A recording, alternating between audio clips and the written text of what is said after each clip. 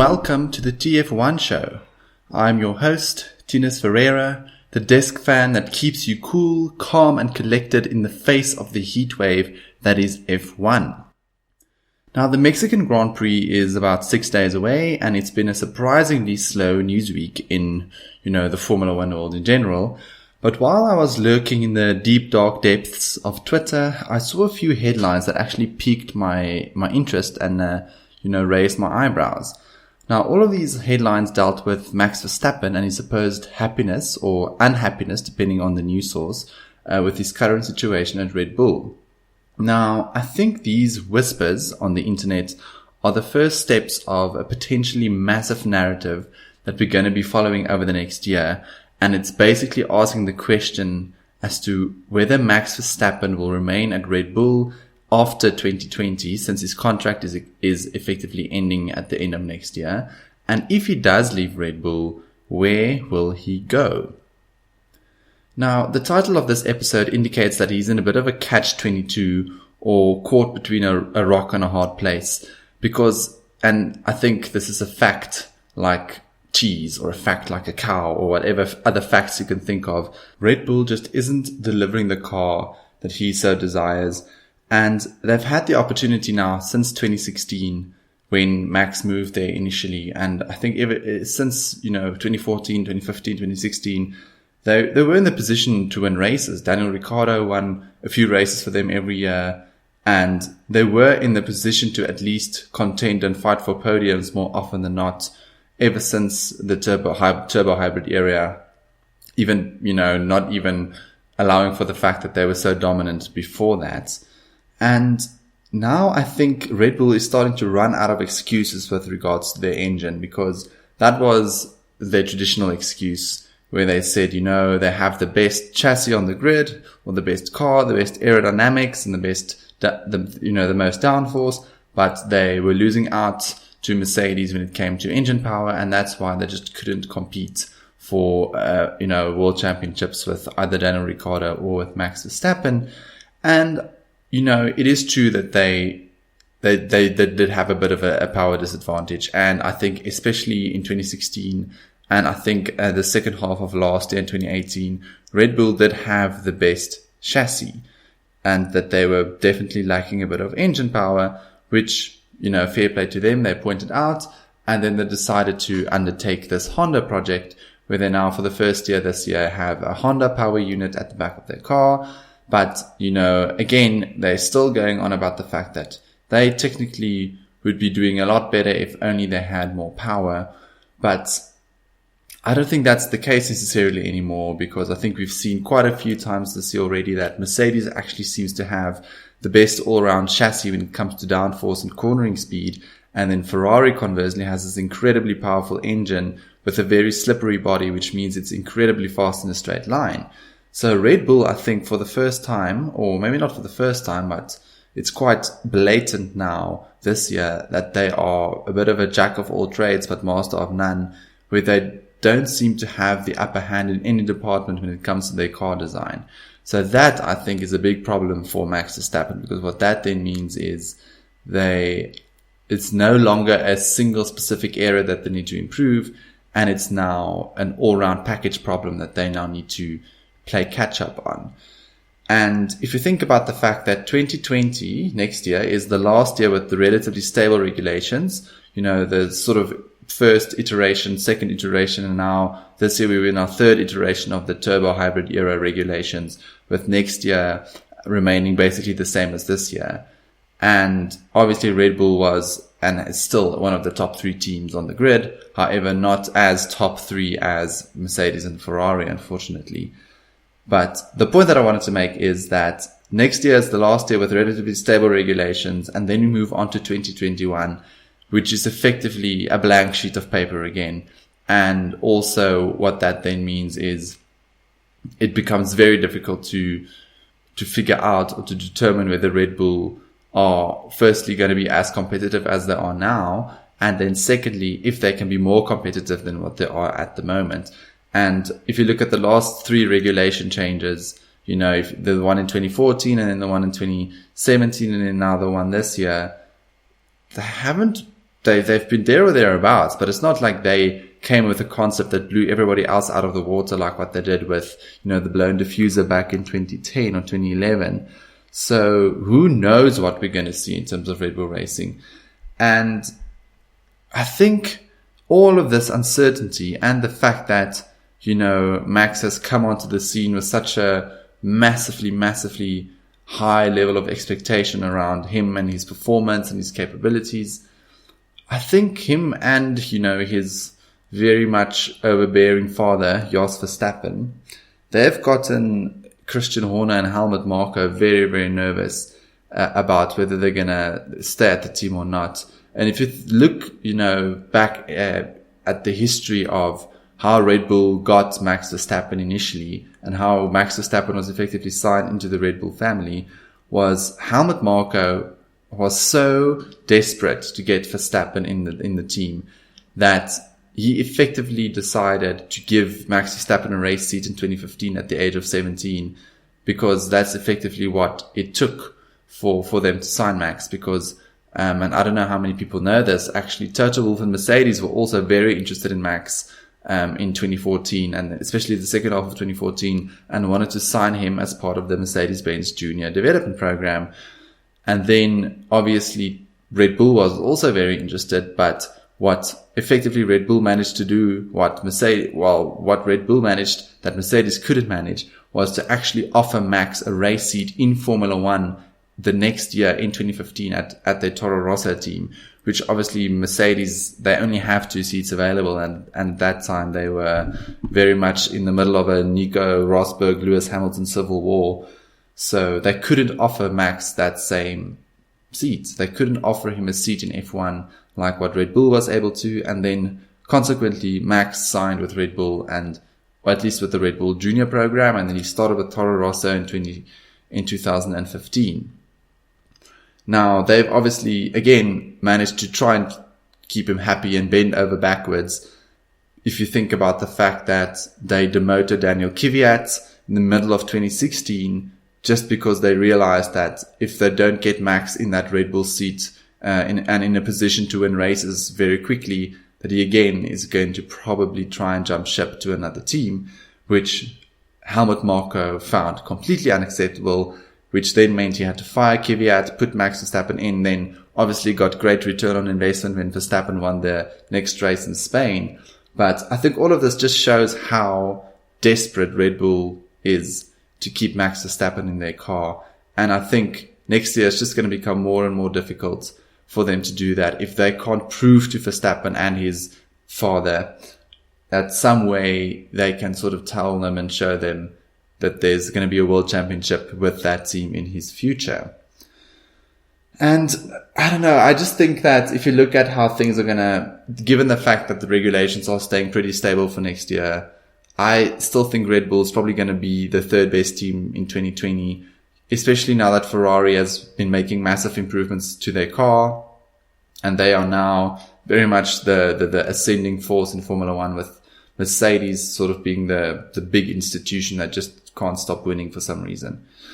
Now, keeping all of the above in mind, we need to ask ourselves, where can Max Verstappen go? And I've asked this question before on a few episodes on this podcast. And just to refresh your memory or to reiterate for any new listeners, I think there's absolutely no way that Verstappen can go to Ferrari in the foreseeable future, due to a couple of reasons. So firstly, Ferrari is very much also a team with a very long pipeline of juniors that they want to effectively see and put in their car at the end of the day. You can obviously, you have Charles Leclerc, who is now the new young gun, with Sebastian Vettel, the four-time world champion. They have junior drivers in Mick Schumacher and Callum Ilott waiting in Formula 2. And then they have 3 extremely strong juniors in Formula 3 with Robert Schwartzman, who just won the Formula 3 championship, Marcus Armstrong, who came second in the Formula 3 championship. So it's just, I think the Ferrari pipeline is so long and so deep that I don't really see how the team can justify putting in an outsider into that car, especially given the fact that they already have a superstar and someone from Max Verstappen's generation in Charles Leclerc in the car already. Which brings us on to the second reason why I don't think Ferrari can sign Max Verstappen. Is just because Leclerc and Verstappen don't really get along that well. They have a very long history. They came up through karts. They never seem to get along that well. Very much two fiery personalities that obviously both want to win extremely, they both want to win as often as possible. So putting both of them in a team is probably going to end in a catastrophe. Even worse maybe than what we saw with Hamilton and Rosberg, given that Hamilton and Rosberg were actually very good friends in karting before they came through to be in the same team. And even then that degenerated into quite the civil war, as I mentioned previously. So yeah, keeping all of this in mind, I don't think Ferrari is going to work for Verstappen.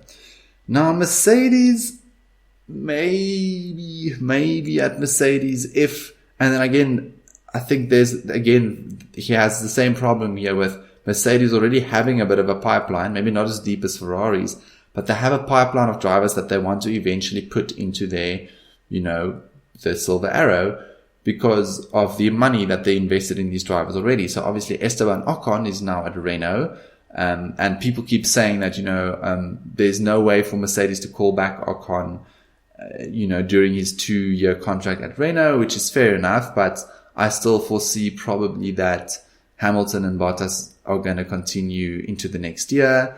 And given how well the relationship works between the two, and sort of you can see the approach that Mercedes followed this year in making the decision between Ocon and Bottas, I won't be surprised to see Valtteri Bottas in the Mercedes in 2021 as well. Then you get to a position where you have Esteban Ocon and George Russell, both Mercedes juniors that would need to move up into the big team at some point. And then again, where would Verstappen then fit into that picture? I just think, if there's a massive snap decision by Lewis Hamilton to retire at the end of next year, maybe then I would say get Verstappen into the Mercedes car and see what he can do. But other than that happening, and I think that's really unlikely. Again, I don't really see how Max can end up at the Mercedes team. And then all of a sudden Max is out of top teams to go to, which means he is pretty much stuck at Red Bull where he is at the moment. Now, keeping all of the above in mind, ladies and gents, get ready to clutch your pearls and to weep tears of despair because I'm going to say something very controversial. There is a chance that Max Verstappen will never win a world championship. And now before you all burn down my house with your pitchfork wielding mobs, hear me out. Firstly, it is unfortunately the nature of Formula One that you need one of the fastest cars on the grid. No, it doesn't matter how good of a driver you are. You can be the most talented, most perfect, most error-free driver you've ever seen or you've ever heard of. If you don't have one of the top 2, top 3 cars on the grid, you will not win a Formula One World Championship, which is unfortunately or fortunately, depending on your perspective, the way it's always been in Formula One and just the nature of the sport, where you have obviously the driving side, but then also the constructor side, where the constructor side is very much an engineering formula. So it's a competition between all of the engineers and aerodynamicists from the different teams to come up with the best piece of engineering that can go around all of the tracks as quickly as possible. And then after having completed that puzzle, you then want the fastest driver in your car to then, take you over the line. Now, it's worth mentioning that typically the cream does end up rising to the top, just because if you are the most successful team, the most successful drivers will invariably want to come drive for you, and you with the most sway will then be able to get the most successful drivers out of it. But it has happened before that a driver that had incredible amounts of potential, there was a lot of hype and a lot of sort of hysterics around this young driver. A driver was, punted as being the driver of his generation, one of the most talented youngsters, everybody has ever seen. And then just by a certain confluence and series of events, that driver never came or never reached the potential that he was able to reach, purely because of sort of this very unique issue that Formula One has, where if you don't have the equipment and if you don't have the luck, you're never going to actually reach the potential that people were writing in the stars for you. Now, a few examples that I can mention here is, firstly, maybe Juan Pablo Montoya, who is maybe a bit of a more unknown one, especially for younger listeners. So Juan Pablo Montoya was a Formula One driver in the early 2000s. So he drove in F1, I think from 2001 to 2005. And Montoya was basically, along with Kimi Räikkönen and Fernando Alonso, they were the three sort of young prodigies, young superstars that people thought were going to effectively battle in Formula One for many, many years to come. And just as an aside, does that just not sound so familiar, thinking about where we are now and, looking at Verstappen and Charles Leclerc and Esteban Ocon and Lando Norris and George Russell, these sort of golden boys that were cherry-picked from the junior Formula and put into Formula One at a young age. People just, professing into existence that these guys are going to all be world champions one day. And it was a very similar situation back in the early 2000s with Montoya, Kimi Räikkönen and Fernando Alonso. Now, obviously, Alonso and Räikkönen did end up becoming world champions and are still regarded as some of the fastest drivers to have ever driven in the sport. But it's very important to remember that Montoya on his day was probably faster than both of them. Montoya was, I think, and many people will agree with me here, he was probably one of the fastest Formula One drivers in history, just over in terms of raw speed and, in terms of putting in a very, very fast qualifying lap. Now, obviously, he was very inconsistent and he had some issues in terms of his driving as well. But people always saw him as very much a diamond in the rough. And if he can, be molded into a beautiful, beautiful engagement ring, he can be a multiple world champion. But through him not having the right equipment, him being unlucky, and a whole confluence of sort of driver market politics, Montoya never even came close to winning a world championship. I think he came third in the 2002 World Championships after a very a season of domination from Ferrari. But he was a perfect example of leaving Formula One at the end of 2006 without ever really coming into his own and without really ever achieving the lofty heights that people thought he would. A second example that I would like to mention is Robert Kubica, who, again, similar to Montoya and similar to Verstappen and Leclerc and George Russell now, Kubica, along with Lewis Hamilton and Nico Rosberg, they were sort of the three names that people kept bringing up from the junior ranks into Formula One, saying that these three guys are all going to be incredibly, incredibly fast. They're all incredibly talented. And again, Nico Rosberg sort of snuck in a world championship in 2016, but it would have been completely conceivable for Rosberg to have never won a world championship. And obviously Lewis Hamilton now is one of the most successful Formula One drivers of all time. But again, in 2008, he won his first championship and then went through 4 or 5 years without ever getting close to winning another world championship. So, and then obviously now my prime example, Robert Kubica, who was again put alongside those other two. He had a few good seasons with BMW. Then he had his massive accident, which obviously has nothing to do with F1 specifically, but he was never moving in the direction of being in a top team, although there were rumors of Kubica signing for Ferrari, I think for the 2009 season, 2010 season, I'm not sure on the specifics, but again, another example of a young driver with very, very high potential, just not quite getting there at the end. And then my third example is a driver I mock quite frequently on this podcast. And there's an award, a race weekend award named after this poor guy. Now, this is Nico Hülkenberg, who most famously is the driver that has driven the most races in Formula One without ever scoring a podium. Now, Hülkenberg to me is a very interesting case. And I also keep mentioning quite often on this podcast that I think he's one of the most underrated drivers in Formula One, just because, well, not only because, but a part of that is due to his incredible record in the junior formulae, where he absolutely crushed the opposition in Formula 2, or at that point it was called GP2.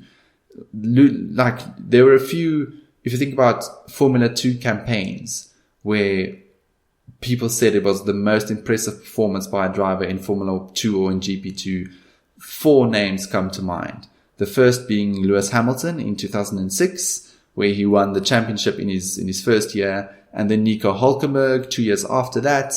And then lastly, the last 2 that were very impressive is Stoffel van Dorn, who is someone I'll probably mention a bit later as well, and then Charles Leclerc in 2017. Now, those 4 drivers, and I think it's those 4 championships in Formula 2 are regarded as the 4 most impressive championships in that whole series. And Nico Hulkenberg, when he then graduated into Formula 1 with Williams, he was very impressive in his first year, when he was again in a car that wasn't really capable of fighting for race victories, but he still managed to put that Williams on pole position in Brazil in his first year in Formula 1. And I think all of us expected Nico Hulkenberg to be in a top car before too long. And if you think about it now being about 10 years later, he's jumped from team to team, never really getting his sort of eye on the ball with regards to the driver market and the politics with, the different teams and the different drivers. He never ended up in a top team like Red Bull or Mercedes or Ferrari, and he has never scored a podium, even accounting for the fact that he has probably been the best non-top 3 team driver over the past 5 years, and he has still never scored a podium in Formula 1, which just shows you that he is a guy of immense potential and immense capability. He has beaten very, very impressive teammates over his, many years in Formula 1, and he still does not have one single podium despite his skill and his talent. So I think what this then does, and these examples at least just makes the point that even though these guys aren't directly comparable with Max, I'm not saying that. I think Max Verstappen is probably one of the most talented young drivers we've seen in many, many years in Formula 1. And, I think I can't necessarily say Montoya, Kubica and Hulkenberg are in the same WhatsApp group as Max Verstappen, but that's not the point. The point is that everybody had a certain level of expectation around all of these drivers that never materialized due to poor decision making from the driver's side, or just due to stars not aligning with the tools they had available at any point in time. So what I want to say is, please don't shoot the messenger, that messenger being me. I will say that with Max's talent and reputation, he still has all of the chances of winning a world championship if Red Bull gets their act together. Or I guess if another team decides to get a world-class driver in to win in their car. But again, I'll reiterate, just like we expected Fernando Alonso to win 4, 5 or 6 world championships after him winning his second one with Renault in 2006, we can never, in Formula 1 especially, bet on a driver attaining a certain level of success, since the wheel and, please excuse this cringeworthy metaphor, but the wheel will keep on turning, and before you know it, you are Stoffel van Dorn, who after absolutely destroying the field in the junior Formula, drove 2 seasons for McLaren at the back of the grid and then promptly retired to Formula E. It happens. So now I want to ask you, do you think Max Verstappen will be in the position to win a world championship soon? Or will he be eclipsed by the likes of Charles Leclerc, Esteban Ocon, or even Lando Norris in the McLaren over the coming years? Now, if you enjoyed this episode, please give us a subscribe, and I promise you will only sometimes regret it. Note how I don't set the expectations too high, since it's always better to aim low and avoid disappointment. Just ask Toto Wolff. I look forward to chatting to you all about the Mexican Grand Prix next weekend, so just hang tight and don't miss me too much.